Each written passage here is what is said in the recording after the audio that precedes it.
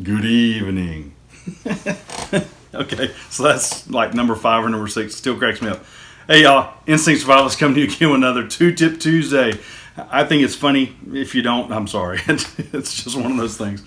Anyway, what we're going to talk to you about today is a couple of different tips that I actually took for granted. And when I talked to some folks this weekend, or what brought this to my attention was somebody mentioned it, and I went, well, everybody knows that.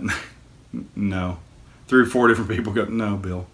So that's one of the reasons we started 2-Tip Tuesday, was really coming into the fact of me sharing what's in my brain, and or based off of the comments that y'all leave me, I come in and say, let me investigate, let me find out, let me try to learn more about it, and then turn that around and share it again with y'all. So it's really a cycle, and again, that community that y'all are helping build. Now, one of the things you'll notice is no sunshine. I'm indoors, I'm in my office. And in my office for a couple of reasons. Number one, it's a wicked pissa outside. I've been in Boston way too many times lately. That's just what it boils down to. We've had downpour, and luckily we didn't have that this weekend at the Georgia Bushcraft Campout. Hey, for those of you that I saw this weekend, it was good to see you. For those of you that I missed, guys, you got to come out. You got to have a good time. It's going to be great for everybody. I got to teach this time. Seemed to be received well, and so I was very happy about that, and really helps me to understand that, okay, I'm on the right track, I'm doing the right thing, because it was based off of what people wanted to see. The other thing is we're indoors because it's dark. It's also late in the evening, and I wanted to make sure this got recorded before Tuesday, so that when I post it on Tuesday, everybody's like, yay, it's still on time, 6 o'clock. So you're going to need 4 items this time. These 4 items are going to be pretty easily found. A Sharpie, right? Felt tip marker. I use a Sharpie because, well, I like them. That's just my thing. A sharp instrument, i.e. a knife. Yes, YouTube, I said knife. There goes the monetization right there. The sharpening stone. Nice little whetstone. And a strop. For those of you that never used a strop, we're going to go through this in kind of a detail there. This strop was actually given to me, made for me, I should say, by David Sabat at Sabat Outdoor Supply. It's rough on one side, smooth on the other, and it's a field size. So I can just throw this in my bag. It works out great. He's got his nice logo on there. Y'all seeing that? It's awesome. And I got to spend some time with him this weekend at the Georgia Bushcraft Campout as well. So he's done some good work for me. He created a one for a curved blade as well. We'll go through that in another time, but that's what the 4th thing is that you're going to need. So what we're going to do is I'm going to reposition the camera, and we're going to go through these 2 things, okay? These 2 things, one of them being how to define or how to find your edge on a blade, and then what I refer to as reverse sharpening, and I'll explain to you what that is when we get into it. So let's reposition the camera, then we'll go from there. All right, we got everything lined out like we want. I've repositioned the camera. So what we're going to start with is, again, finding that edge on your blade.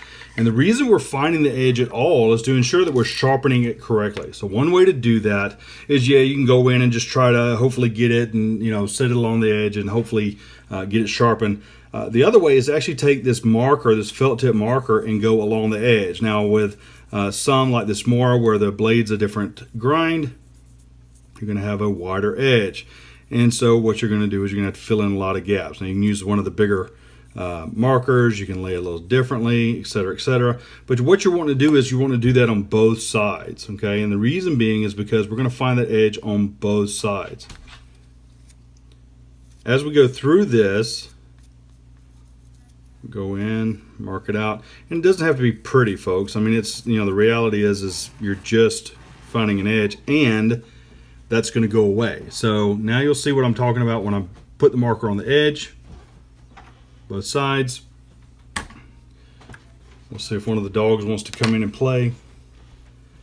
And now we're going to take and put the marker away. We don't need it anymore. What that helps us to do is to go along the edge of our sharpening block. Now, keep in mind, not always do you have to sharpen a blade. And what I mean by that is you don't always have to put it on a whetstone. Sometimes you just need to put it on a strop and just finish off the edge, if you will. Okay, you have to determine how dull this knife is. Now, this leads to the second part of us sharpening the blade, okay? And this goes to that reverse sharpening that I was referring to. If you're new to sharpening a knife, okay, you've not done it before, or if you want to try a different blade style, maybe you've got a different profile or something like that. One of the ways I learned is actually not just taking and saying, okay, let me take, and I'll show you the conventional way, laying it down, get that edge, bring it up a little bit, and then go with the blade. Fine, not a problem. If you know how to do it, knock yourself out, because that's right. However, some people don't know how to do that. They're not sure, they're not familiar with it enough, and they're getting rid of knives when they could just learn how to sharpen them. Of course, folks like me benefit from that. But what you do is you take and do that same process, and all you're doing is building memory. So I take and do it the opposite way. The reason being is because what I realize, and you'll start seeing that there's going to be an edge on there with me doing this, what I realize is that takes and gives me that memory, and I don't have to worry about cutting into it, or, oh, I rounded it off or something like that. And when I say rounded off, is you get to the end of the blade and you lift, right? That rounds off that edge, and it kind of does nothing for what you're doing as far as sharpening goes. However, if you do it in reverse order, if you take and bring it backwards, what you do is, again, you're building that memory. You're making sure your knuckles are out of the way. In this case, I had to lift them up a little bit on this blade. I usually sit this on my leg. It works much better. And then you're going to go over the same direction and same side. What you'll notice is that marker is not on the edge anymore, and you can see where I've hit it really hard here to give me that shiny part as opposed to the black. What I've done is knock the black off the side, which tells me I'm hitting the edge, but it's also telling me that right here I'm hitting it a little too much. I'm not quite getting it even, and then I'm missing it down here. So I'm able to go in and say, oh, well, let me make the adjustment. Same on the other side. If I were to take and go in reverse order,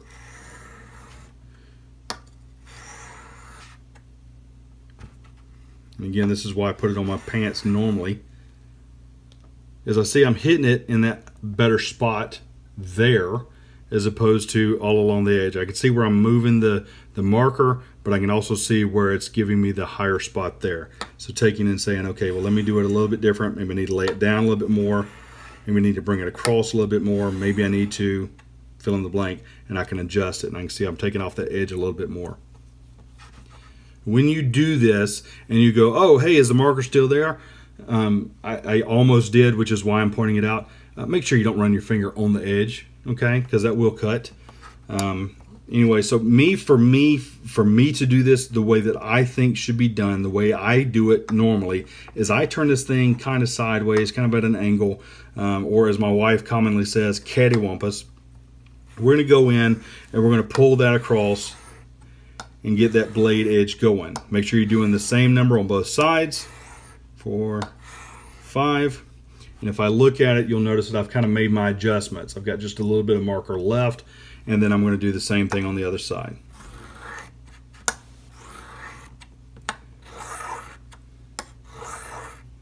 And again, what I realize is I'm learning by memory how this one lays. How do I need to sharpen it? And what I found is you see I missed this. I've gotten better here. I've missed this edge. So I can just make sure I do the same thing down here. Okay. We'll go in an adjustment. And sometimes I make adjustments based off of pulling it this way, sometimes this way. And then once I find that groove, then I'll stick with it. Okay, because you don't want to continually go across each one and cross up the patterns on it. You want to get that blade going the same direction the entire time, but sometimes you got to figure out which way you're going to do it, which way is going to be easier for you, and then you're consistent with it after the fact. And you can see I've actually done a pretty consistent job there. All right, now take this away. Go back. You're ready to strop. I'm ready to go. Mark on my thumb, and I do the same thing again. Now this. It's already sharp because it's biting into the edge of my marker. I use one marker for this all the time. The reason being is because if we went in and looked at the tip of the marker, I've cut off the top a couple of times. It's rounded out. But for stropping, we're going to do the exact same thing. Okay, exact same thing. And you'll notice the motion is the exact same for stropping as well. I've put my compound on there. I use a jeweler's compound from Flex Cut, I think is where it's from. It's the yellow one. Send that away. And I do the same thing. So I just bring it across, I bring it back across, back across, back across, back across. And so what I see is I've got a nice rounded edge, or a nice sharpened edge on the rounded belly. And then I need to kind of adjust here. Do I need to do the same thing on the other side? Yeah, I can see the belly is actually doing pretty well, but I need to adjust it a little bit. So I can go in and say, okay, well let me take and turn and do my edge that way. So 2, 1, 2, and I see that I'm doing fairly well. Now if I were to take this and do a paper cut, I'm at my desk and I don't have a piece of paper. That's great. Let's see if this will help me. Fantastic. So, sorry. Oops. But I would venture to say that's sharp. So there's that. Feather sticks out of one of the bills. That's great. Anyway, so that's it, guys. That's kind of the whole thing, is being able to do it in reverse order, because you're learning, especially if you've got a new knife, if you've got a new blade edge or a different style. Maybe you have the exact same knife as what you had, but you've gotten a different grind on it, and that's why you would go in and maybe make that adjustment or make that change. If one side of your stone, and I need to clean the stone really bad, that's one of the reasons why it's not sharpening well. Flip it over and hear a little bit more into it. But I can sit there and go to that, and I go to getting a much better pattern, because I'm used to dragging it across. I'm used to that motion, that angle, and everything that you're doing is getting to be rope memory and muscle memory. So you can see both sides are doing well. And then I just take it one last time and go down to go down on my strop. All right, fellas. That is it. That is all. That is all she wrote, so to speak. Guys, hey, thanks for all the comments, all the likes, the subscribes. Don't forget to comment on this one. Don't forget to like and share. And until then, use your instincts to survive. Thanks for watching. There you go, Mr. Bear.